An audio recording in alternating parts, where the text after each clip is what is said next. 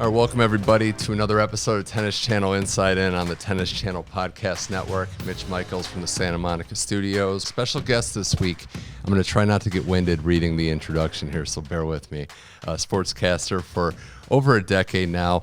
You've seen her working for Pickleball. You've seen her with the Dallas Stars, with the Texas Rangers, Valley Sports, played volleyball for Michigan, and was a three-time academic All-Big Ten selection. Welcoming to the show now a veteran broadcaster, Michelle McMahon. Welcome to the podcast. Hi, thank you so much for having me. I'm so happy to be on with you guys. Yeah, I had to do my research for this. You're kind of hard to figure out info on, so it was a little difficult, but let's start with this, because I know you started Tennis Channel. I think there was like a day or two a couple months ago, and then you were on the road traveling for Charleston. Yes. So this is your first like real week and like grinding week Yes. of like doing the early hours, crazy European hours, the whole building, the operation. So what do you just think of, you know, this place, the spectacle, the operations, and your first real week on the grind here? It's been amazing. I mean, it's been a little bit of a whirlwind. Just the last March was a little bit crazy because I was floating between hockey and pickleball and tennis, and then pickleball slam, which included tennis Hall of Famers in pickleball. So it was a lot of floating around, but it's been really amazing. I'm very excited to be on the tennis side of things as well. The Charleston Open was first class. I mean, I was just texting my friends and family. I'm like, okay, I have found my niche. They treat people so well. It's really amazing. That's a spoiled one to have to start out with. So I probably got spoiled on the first one. And then, the 2 a.m. wake-up call for this Rome event is definitely a new thing for me, but I'm finding my rhythm. 7 p.m. bedtime. I'm not opposed to it. Yeah. But it's been great. No, it's been great. The opportunities here have been like amazing. Like I think the thing that people don't realize, even from professionals in sports like yourself, is just how much tennis there is, how many matches, and just how, you know, every day it's a full slate of action. Like you're in here early.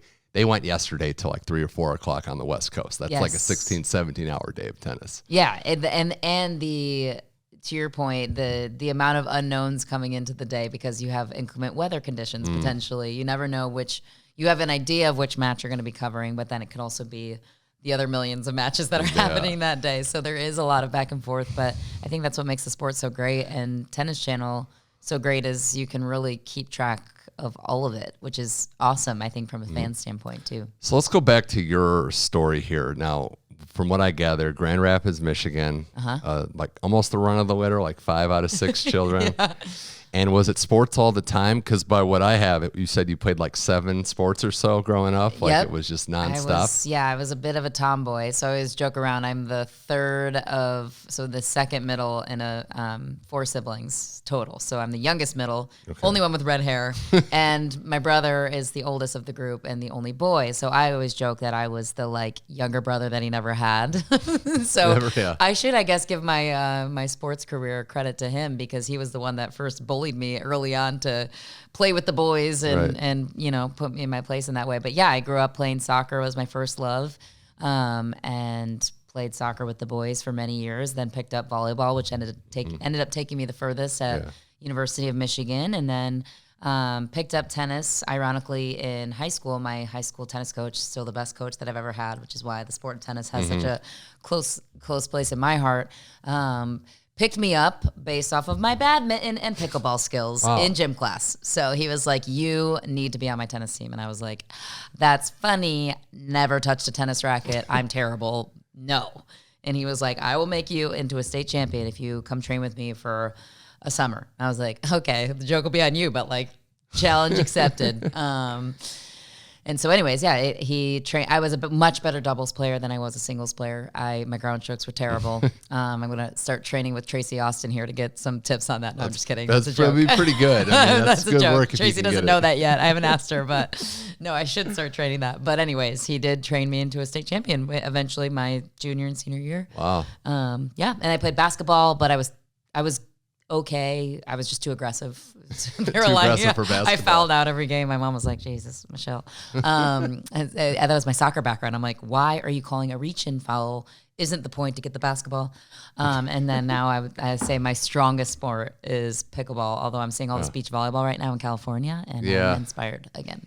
Yeah, you go to the South Bay, you'll just be hooked, and it'll just be a deep end you won't get out of. That's where I'm at. Were you like consuming all sports too, not just playing, but were you watching it? Were you reading sports papers, Yes. bonding with all of it? Yes. Well, yeah, I was always, I just loved it. I think especially for girls growing up, it's such a, whatever your niche is, so important to find something that makes you well-rounded other than school. But for me, it was always around our family. All my siblings played sports, so I don't know how my parents did it with 4 of us, like carting us around everywhere. Yeah. But I grew up around it. I grew up watching it. It eventually obviously became my career as well. I didn't even know this was a career path at Michigan. I was kind of lost until my senior year. Really, I didn't know what I wanted to do. And even my senior year, I'm like, I think that's what I want to do because that's pretty cool. You get paid to talk about sports, like done. But yeah, my dad's a huge sports fan. We grew up with NFL games on. Tennis was on in our house. I mean, everything pretty much. Especially, I mean, my interest in high school and tennis kind of got our family on the tennis train too. So my little sister started playing after I did, and then became a family affair. Who's the best in your family? Do you think you can take your sister, or is there somebody else in there? Yeah, probably. I don't want to sound like a freaking like. Yeah, I would say probably because like every sport we play, like pickleball in the family or tennis, probably gets competitive. It does. My little sister probably has the best chance in tennis because she's actually trained longer than I did in high school. So maybe I'll give the tennis edge to her, but in pickleball, for sure me. Yeah. Well, hey, at least you're honest about it. Which is quite a bragging point. How did volleyball come to be your number one sport? Was it just you found yourself the best at it? Was it love at first sight? What was it about volleyball that led to your college career? Yeah, that's a really good question. It's kind of funny. I still have a love for the sport. I think I had a genuine passion for it because I wasn't a scholarship athlete. I was a walk-on and actually a preferred walk-on. So they technically invited me to play, but it still didn't. I still didn't do it for the money, which I look back on now. I'm like, now I have creaky knees for no reason. No, I'm just kidding. But volleyball for me, it's just such a fun. I don't know what it was that ultimately captivated me. I think it was like the balance of the atmosphere that I love, the team element, the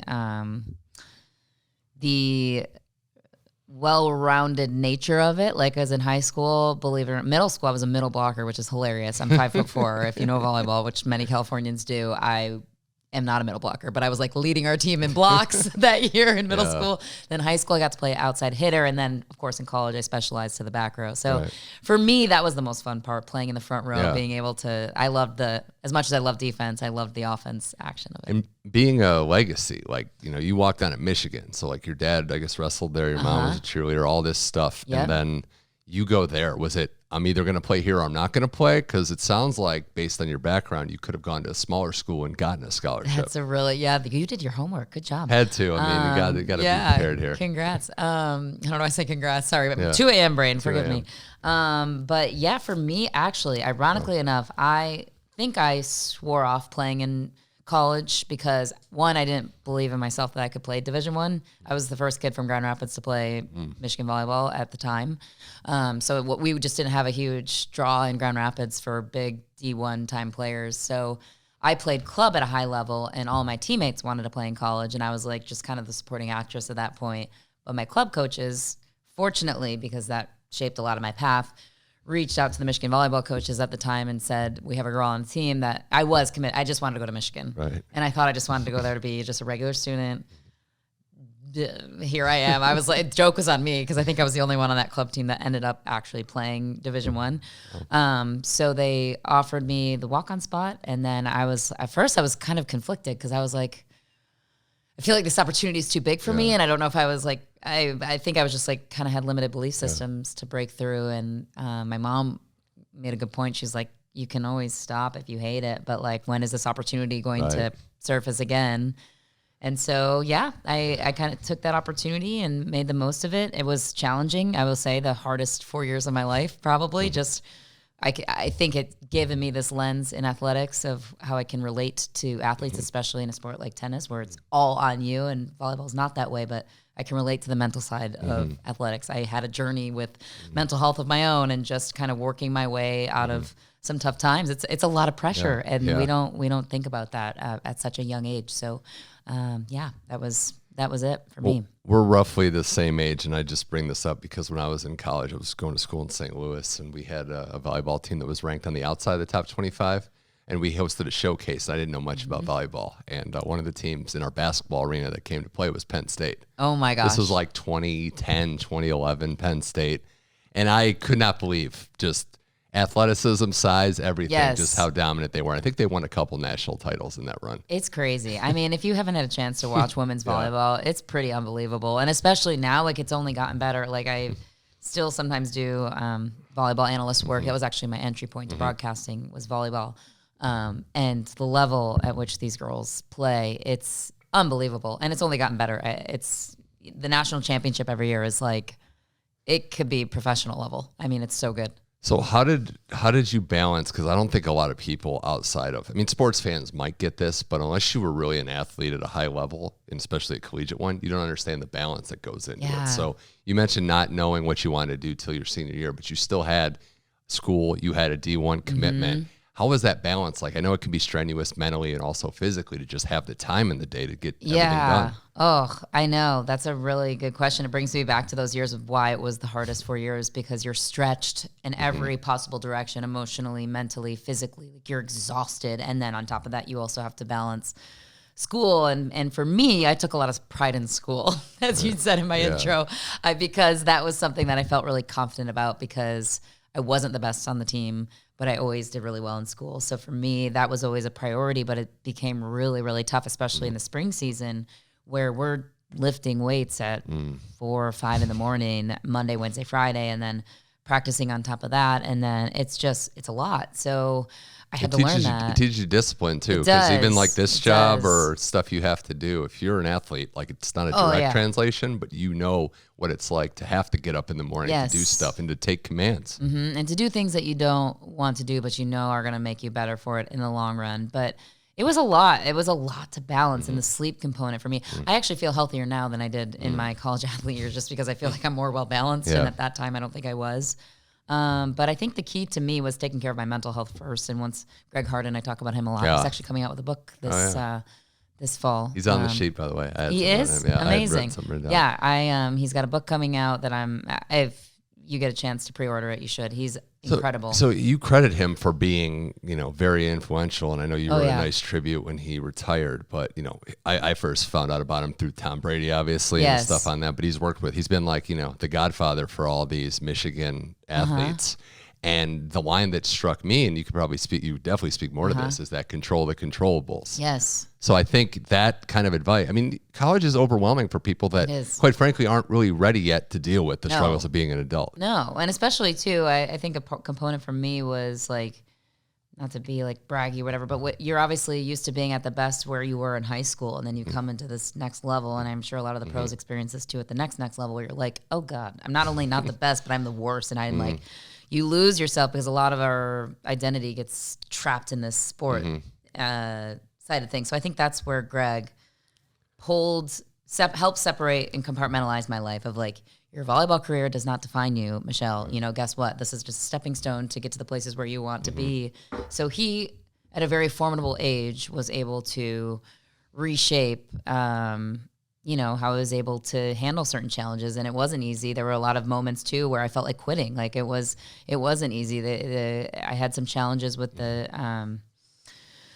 with some of the leadership at the time of the program, of just the way they treated some of us and walk-ons. I've always felt like kind of like a second-class citizen in my role, and I had to mentally combat myself to like not let that define my worthiness as a person. And also then balance the stress of school and what I want to do and who I am. Like, he really helped me understand myself better than anyone else. And that's what he told me when I walked into his office the first day. And I think Desmond Howard would tell you the same thing. Tom Brady would tell you the same thing. He's tough love. He doesn't just sit there and coddle you and hold your hand and, but it's in a way that's so loving, like, because he helps you see yourself more clearly, and he doesn't let you be he doesn't let you be a victim of your own, of the stuff that sucks that's going on in your life at the time. And maybe you are being quote unquote victimized in a certain situation, but he helps you reframe that and gives you a more empowering stance. And to me, that's what I've taken forward in my life. And he's by far and away been the most pivotal person. And I would say in many ways saved my life, because I was down, I was not on a good trajectory after my freshman year. It was not good. Yeah. I've heard him speak and just say, like, we want you to be an expert on yourself. Like, we want you to understand everything that's going on. And that tough love, it's great. I hope that he's retiring now, I hope there's more of that still. Because Oh, yeah. I feel like I don't want to be the older guy talking, but I think that is needed in society to be tough to people. Like, look, this is it. This is how you can change. Do what you have to do and kind of get out of your own way in a lot of ways. Yeah, it was a daily reminder for me. I mean, I would check in with him weekly, sometimes daily, depending on what I needed. I think his book is called How to Stay Sane in an Insane World, which is so true. And Greg's been through a lot in his life, which he doesn't often talk about, the challenges that he's been through that's been able to shape him to this person. But yeah, it's a constant reminder of, okay, can we control that? No? All right, then let's focus on your attitude and your mindset, because those are the two things you can control. When you really break down life in its essence, life is tough for all of us in many different ways. And that's why I think a lot of grace is to be afforded to all of us, but also to yourself, most importantly, because if you get your attitude right and your mindset right, those are the only two things in life that you can often control. You can't control the challenges. You can't control how people see you. You can't control how people treat you, which is the thing that I had to learn of, why are they being nice to me? I'm not a bad person. Just be nice. And that's something I still, we all battle. But that's a huge part of adulting. And I remember him saying that when I first walked in, of like the inner child in you needs to grow up. And I was like, what do you mean? The inner child? I'm just like a mess. And it was true. And he's the best. I love Greg. Michelle McMahon here on Tennis Channel Inside In. I do want to ask also, because I forgot to mention this earlier, where did that Mish nickname come from? Good question. I think it was college. I want to say maybe I came up with it. College, okay. I think it was college. No, sorry, it was high school. Okay. I mean, my college friends call me Ginge, which I don't know if it's a derogatory term. I'm like, Ginger is hilarious from the South Park episode. I don't know, cancel culture nowadays. I am a ginger, so technically I don't know if I get in trouble for it. But my friends in college, like, they forgot what my first name was. They only called me Ginge, Ginger. Okay. And then Mish was more of like a professional nickname outside. But a lot of them, it was a combination. You either called me Mish or Ginger. Okay. Or Ginge in college. And then it was 100% Mish after college, I would say, because my college athlete friends weren't around in my professional life, so that's good to know, though. That's, I'm trying to think. Where else? It's an interesting nickname, though. I think it stands out a little bit. Yeah, I guess you're right. And I know you've embraced it's endearing to me. I like to call me Mish.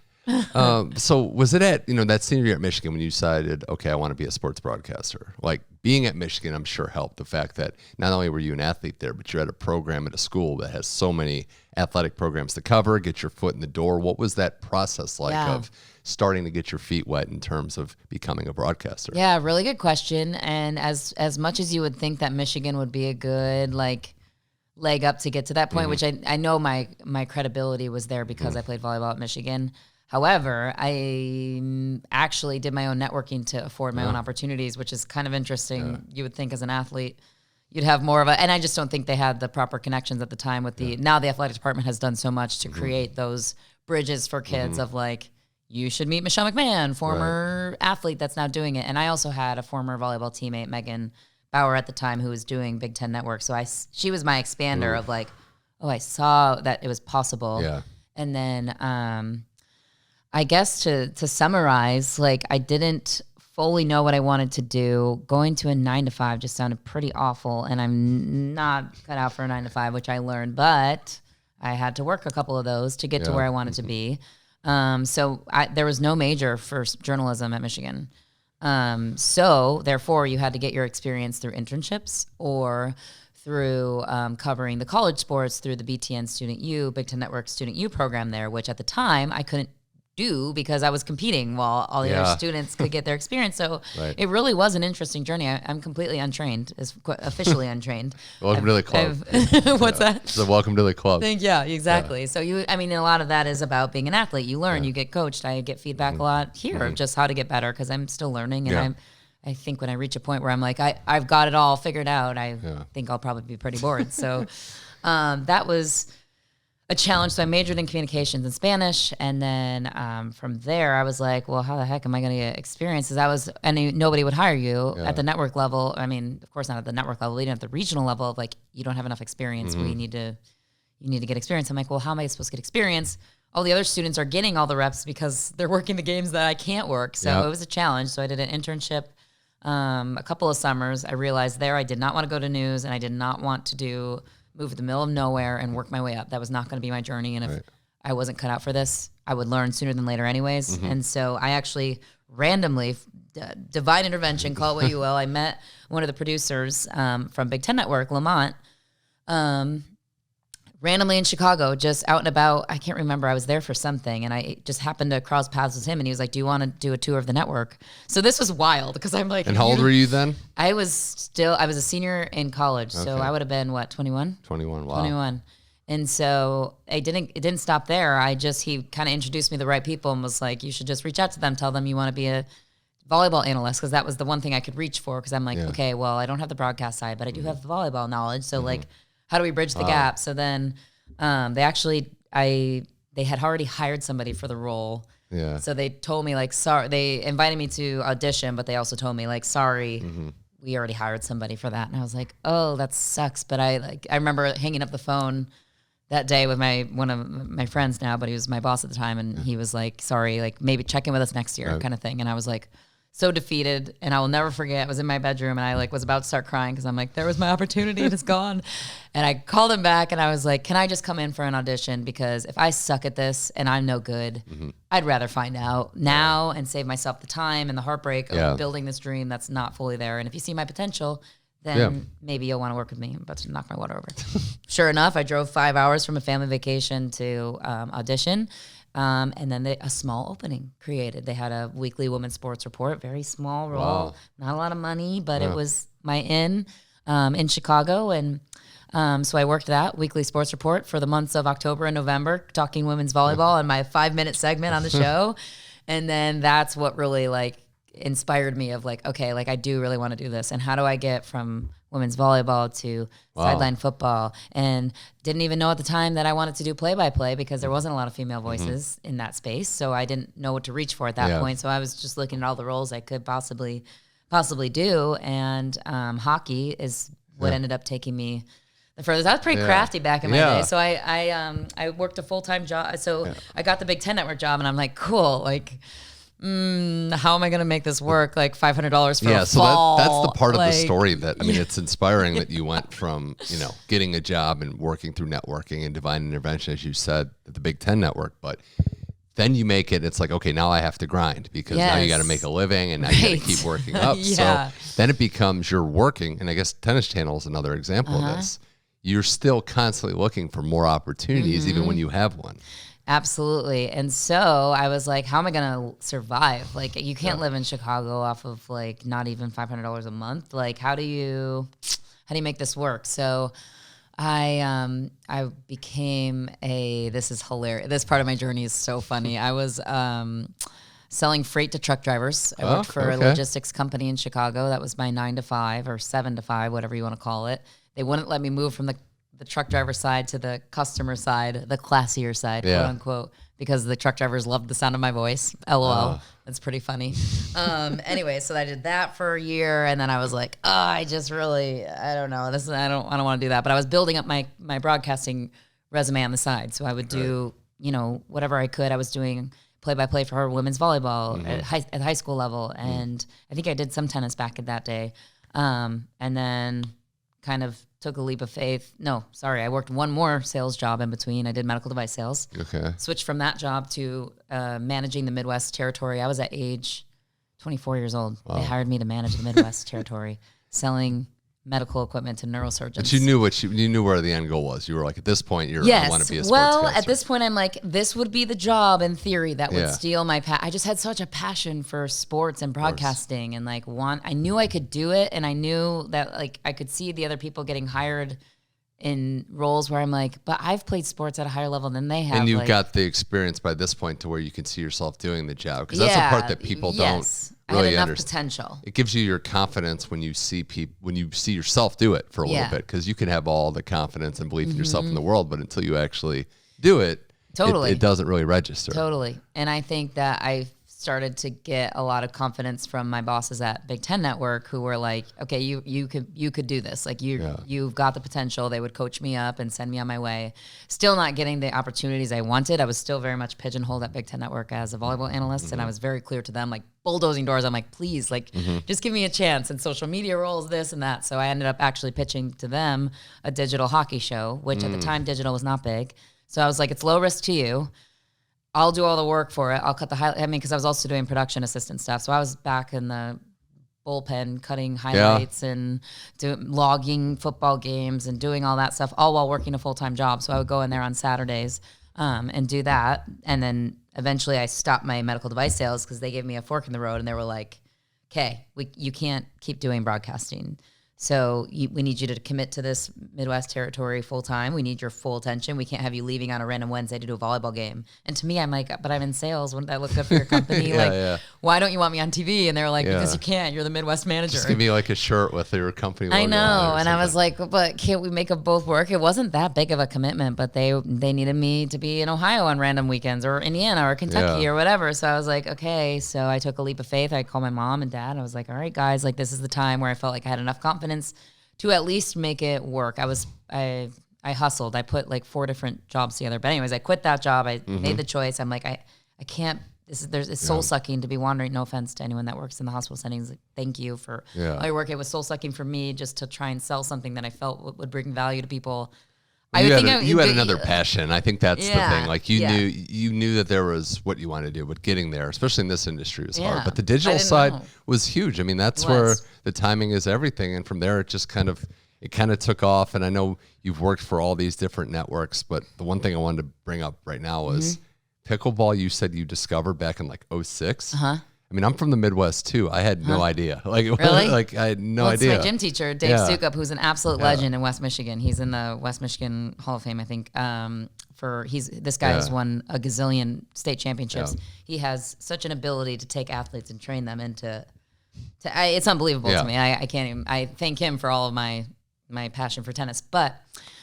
He's the one that introduced us in 2006. We played with wooden paddles on a gym floor. It was nowhere near what the sport is now. Well, that gives you such a leg up for the broadcasting thing because this has exploded in the last year or two like no other. And very few people have your origin story of I've known this game. Even a basic knowledge. Like honestly, I'm like, listen, guys, this has been around for me since 2006. No, it's pretty funny, and it was also based on badminton too, because we did badminton, and then I think it was like badminton season, and then after 2 weeks, we'd switch to pickleball. And I was always like the sweaty girl in gym class with a sweatband, like playing on the king of the court with the boys, and I took so much pride in beating the boys, which is kind of funny. But. In terms of like other sports, though, how are you able to, I guess, prep and learn? I mean, obviously, like with hockey and tennis now. Hockey, I'm a huge fan, and your work on the Stars is probably where I first heard of you. But the fact that you're covering sports now that aren't volleyball. You're stepping outside your comfort zone. What was the prep like of trying to just get familiar? Yeah. Well, the good news about hockey is I grew up around that in my home, which I forgot to mention. Big Red Wings, Blackhawks fan. My dad's from Chicago, so he's a Black. I know. I was conflicted. Everyone's like, which one did you? I'm like, well, I grew up watching the Blackhawks, but my first NHL game was the Red Wings, and it was so close to Michigan. And one of my good friends got drafted, or didn't get drafted there. He played there for a couple of years. So I was like, I felt like an allegiance on both sides. But I mean, I think for me, it's like also knowing my lane of like, I didn't play hockey at the highest level, so I will never know it as intimately as freaking Sidney Crosby or any of these guys, right? So like my lane is not to be, speaking in places where I shouldn't be as if I'm out on the ice and playing a sport, because I don't feel like I have a place for that. What I am there to do is to bring color and light to the players and the storylines. Of course, you have to know the sport in and out. Right. I mean, you do have to do your preparation there. For me, it's kind of like second nature because you just grow up around it. And sports, to me, are somewhat universal. Like playing a sport at a high level, for me, makes the transition process very easy, I guess, easier to jump into new sports and just because it's the same as being an athlete. You pick it up and you might not be perfect to start, but that's where you're coachable. You learn quickly. You learn on the fly. You're able to calibrate and make changes like a lot quicker maybe than a average human. But volleyball was obviously easiest because I came from it. But hockey was definitely like I talked to all my friends that played and you know, specified things like the forecheck and the back check. Like, what can you explain situations to me of like, okay, when you're in this formation, why are you doing X, Y, Z? Keeping them to the perimeter. What does that mean? You know, asking questions that might sound dumb at the start, I think are really important. But at the college level, I was already gleaning that insight because I was actively participating with my friends who were playing on the team. And then obviously doing the hockey reports, you have to be up to speed on all these team. So it's just a lot of that's what Michigan gave me, I think, my degree. Yeah. I don't use my communications degree. I Right. don't use my Spanish degree, but what I do use is that research and preparation ability to regurgitate information, to learn quickly, to study, to all that stuff. So yeah, it is. And yeah, There could be a Spanish broadcast in here somewhere with that minor in Spanish. I need to brush up. I'm embarrassed. I went to Costa Rica and my friend was there with me and he was like, you wouldn't even know that you majored in it. So I'm embarrassed to say that, but I think it would come back quick. I just didn't use it for 10 years. So how did the tennis opportunity come up, and was this something you saw yourself doing with the experience that you have, and then ultimately just getting the chance to work in tennis? Yeah, no, it was pretty recent that it came about. I would say like last year, like late last fall, Bob Wiley and I started having conversations because I really had, I guess through pickleball, discovered this new desire to do play-by-play and also a new ability because again, like didn't know that these kind of roles were accessible to me until I started to do them. And pickleball was the perfect sport for me to step into in that role. Yeah. And I had not done a ton of play-by-play prior to pickleball, but once the pandemic hit, I lost everything. And so I had to start from scratch. And I was like, their broadcast needs help, and I think I can help them. And then it became this huge sport, and it exploded. And it's funny because my agent at the time, I felt like he didn't literally do this, but I felt like, I don't know. I felt like a lot of people laughed at me. Like when I was like, you guys, pickleball is going to get big. Like I want to do more pickleball broadcasts. I want to do, and because it was giving me the opportunity to do play-by-play. So once the PPA merged with Tennis Channel, it kind of became this joint opportunity for me to be able to merge both sports. And in talking with Bob about pickleball stuff, I, mentioned to him too that I was like, well, I played tennis too back in the day, and I would love to be a part of your coverage there if you ever need anybody. And he was like, light bulb moment for him. He was like, we'd love to have you. And I think obviously there's still a lot of growth for me to do on the tennis side, and I'm always looking to improve on the pickleball side too. But there's just so much to keep track of, to check in on. I mean, I watch daily now to immerse myself with all the knowledge and the history and the amazing broadcasters you guys have here that have been doing this forever, that have the historical nuggets in their back pocket. Like I'm still working to like get up to that point. But I think for Bob and Ross, thank you for the opportunity. I think it's, I think they believe in my ability to learn and learn quickly and on the fly and by doing it. And I'm very excited and grateful to be here because it's been nothing short of amazing. And I love the people I'm working with. And I'm still sometimes I'm like, I'm overwhelmed. Like, I feel like I need to, like, I feel like I need like 90 more hours to prepare, but that's life. I do take for granted myself walking through the hallways and seeing these Grand Slam champions up and down. It's like, oh, there's Jim Curry or Tracy Austin or just whoever. Casual. But with tennis, I feel like, and you could speak to this, but you're leaning on your analysts more than maybe other sports. You're not saying as much. Don't talk. Yeah. They were like, I remember the first time I came in here just to see if it would work out or not. They were like, talk less. And I was like, oh, really? Okay. Yeah.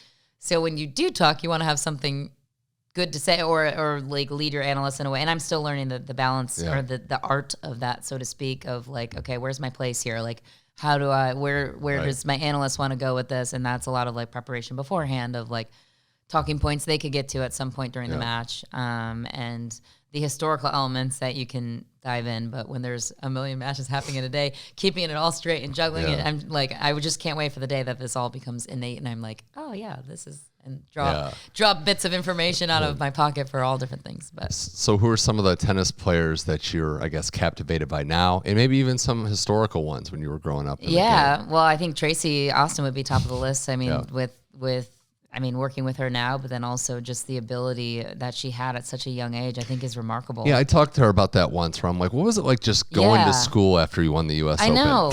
Like we were talking about after one of our broadcasts, she's like, man, it's my biggest regret not going to the French Open instead of freaking going back to school. She said her parents would have let her out, but she's like, Monday after the U.S. Open. Yeah, I'm like, just casual. And I'm like, what? Who went to Europe with you for months at a time when you were going through these? And she's like, oh, my mom went with me. I mean, it's just, she's so humble and casual about it, but it's really amazing, especially too, looking back at all the accomplishments. I mean, Chris Evert on that list too. Martina Navratilova. I mean, there's so many iconic, Lindsay Davenport, who I got to, I mean, they're like these big names that I'm like, it's like rare air to be in. And then let alone to like meet them in this capacity now on the like broadcast side is kind of, is kind of ironic for me. But today's day and age, I mean, just going off of recent information, Coco Gauff that covered her match this morning, she's incredible. Yeah. 19 years old, Iga, I mean, Arina Sabalenka. There's so many.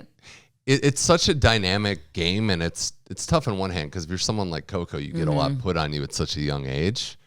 But you really see, especially close up, just how dynamic these athletes are. And I use the word athlete a lot because they might be the most well-rounded athletes in all of sports. Like just for what you're doing out there, how physical the game could be. And the women's game especially has gotten way more physical. I've been at Tennis Channel for like 6 or 7 years, and there was always players like Serena and dominant players. But collectively, I think the game's gotten more physical. Yes, totally. And I also came to mind the Williams sisters, obviously. I mean, Serena and Venus, that was a huge like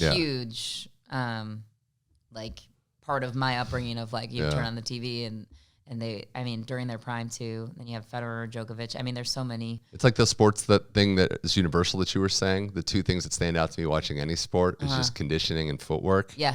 And I watch like someone like Carlos Alcaraz. Now, I mean, Novak Djokovic too at the top of the game, obviously, but it's like how these guys don't get tired. No. Alcaraz doesn't get tired, and his footwork is just phenomenal at such a young age. Unbelievable. It's so fun to watch. Yeah. Like so fun to watch. And I think, especially too at a time where everyone was kind of like, well, who else is coming up? Like we're losing, Federer and Nadal on his way out. It's just, it's incredible. That's the most fun part to me is like when you see these young, new, exciting like names pop up, not out of nowhere now for Alcaraz, but it's just like in recent years where you're like, who's the next person going to be? And in comes, the struggle. Talent. And it's like the other guys, the girls saying, I'm not going to just give you this. You're going to have to take it. Yeah, pushback. Exactly. That's the best part for sure. Exactly. More with Michelle McMahon here on the Tennis Channel Inside In podcast. Before we wrap this up, fine-tuning your skills. Like I know you said you're never a finished product.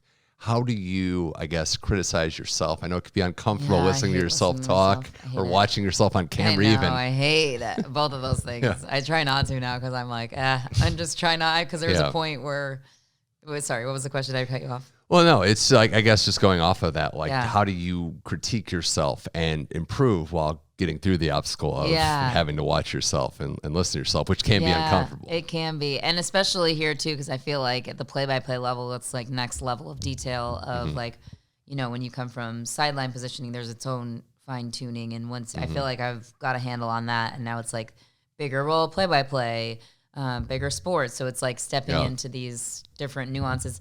I try to balance it. Like I do seek feedback and I welcome feedback because feedback is a gift. And I always have to remind myself that because there is a perfectionist that lives inside of me. That's, I think we all deal with at some point, but you can't I don't think if I ever watch a broadcast back, it would ever be good enough for me. But like, you do have to catch yourself not just being only okay with perfection. That's a big struggle that broadcasters have. You always want to get better. And I used to be stuck in that. But you want to appreciate some things that were good. Totally. Well, and that's how I operate too. Like I've learned about myself that I'm like, I need a couple good mixed in with the feedback just to make me feel like, okay, like I can latch onto these things while working on these things. And I think that's just how my psyche works. Like, but yeah, it's tough. I mean, watching yourself back, listening to yourself back is really key. And I think you have a different sort of cadence and tonality when you're on air versus when you're just in conversations with people. I am fortunate that I have a God-given gift of a voice that just happens to sound good on TV sometimes. So based on side of that, then you have people that hate your sound. And that's the other thing, that it's so subjective that it's like, find your people that you trust, I would say, and like lean on them for feedback. And I'm talking to the analyst too, is there anything I can do better or different or whatever? Because I can watch myself back a million times over and I'm still not going to catch the things that somebody that's been here for 20 years will catch. So I think that's a big key. And then watching myself back, that's been a journey for me. I just really don't like watching, because I will pick on like everything. I'm like, oh my God, you have a double chin in that shot, or like, what are you making that face for? Like things like that. Which I don't know if that's a woman thing or if that's a everybody thing, but that is something that's been a journey for me. But now I don't over-identify with my career as my identity. same lessons I learned with Greg Harden. Yeah. Perfect button-up opportunity. Yeah.